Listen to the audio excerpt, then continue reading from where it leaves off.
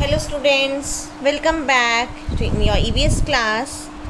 Myself Mandeep Kaur, and today we are going to study chapter 9, that is breathe in and breathe out.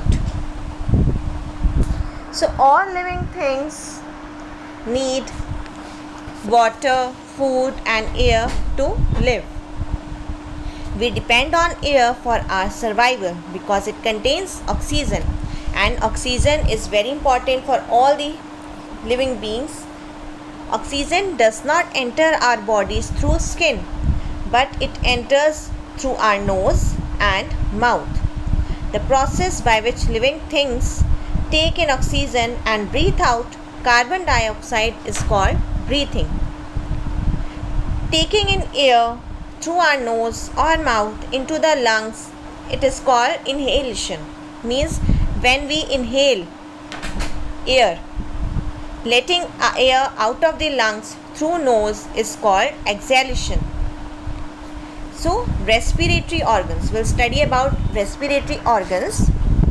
Respiration is a process by which oxygen absorbed during breathing, it is used by the body to break down the food into energy. So breathing is a part of respiratory process. Many organs help us in respiration. They are mouth, nose, trachea, bronchi and lungs. One by one we'll study about this. First of all, mouth and nose. We inhale or breathe in air through our nose or mouth. We take air with the help of our nose or mouth. They warm, moisten and filter the incoming air. The tiny hairs, they are present inside our nose, inside the nostrils. Why? They trap the dust particles present in the air. Next is trachea. The trachea or the windpipe allows the air to pass into the lungs through the mouth and nose. So tiny hair, it is also present in inner membrane of trachea also. It also traps dust particles which are removed away by the coughing.